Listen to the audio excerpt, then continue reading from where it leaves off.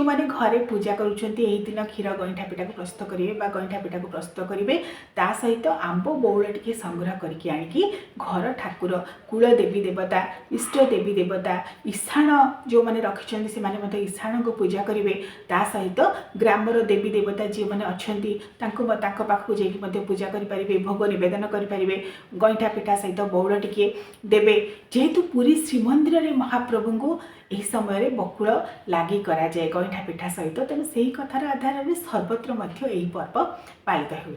तेज दर्शक बंधु जेहेतु पौष अमावास्यार तिथि अमावास्यार महादेवी होती स्वयं महाकाली काली काली महाकाली घोर काली कापालिके दिगंबरी महारावी घोरदर्शी नमस्तुते आपण मैंने अमावास्या दिन महाकाली उपासना करेंगे माँ कृपा हेले समस्त प्रकार दुख शोक पाप ताप सबकि दूरीभूत हो सहित पौष अमावास्यार जो पूजार शुभ मुहूर्त आज आसतु आलोचना करने तेज अमृत काल बा पूजार समय जहाँ रही डिसेम्बर 19 तारिख शुक्रवार दिन बकुल लगी अमावास्या दिन अमृत बेला रही सूर्योदय ठार सकाळ 6:58 मध्य सहित 7:45 रु दिन 8:29 मध्य मध्याह्न 12:33 रु 2:09 मध्य अपराह्न 3:45 रु संध्या 5:21 मध्य यही समय मध्य अमृत बेला रहुछि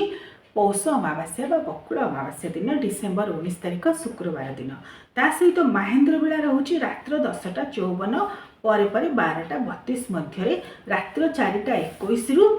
रात्र शेष पर्यंत रात्र समय तो यही दिन आम कौन पूजा ना तेणु महेन्द्र बेला रात्र समय रही आमर पूजार समय नुहे केवल सकाळ समय मध्याह्न समय जो क्षीर गईठा पिठा लगी कर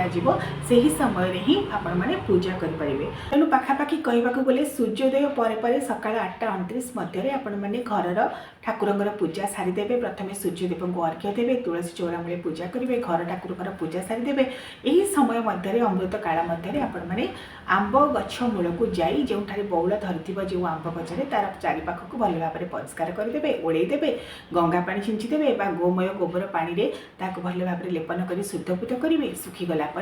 अरुआ चाउलर छोटी चिता आपण मैंने पकेबे मुर्ज पकई पारे यह सब कम सकाळ कम मध्याह्न पाखापाखि 12:33 रु 2:09 मध्य यही समय जेहेतु शुभ बेला अमृत बेला रोचे यही समय ही आपण मैंने आंब बौल गछ को पूजा करेंगे सकाଳେ जो प्रस्तुत कर रखिथे क्षीर गईठा पिठा गईठा पिठा ताहाकु आनी आंब गछ मूल आंब गछ को पूजा करेंगे गंध पुष्प धूप दीप नैवेद्य देवे धूप देवे दीप देवे चंदन देवे फूल देवे जेपरी भाव में ठाकुर पूजा कर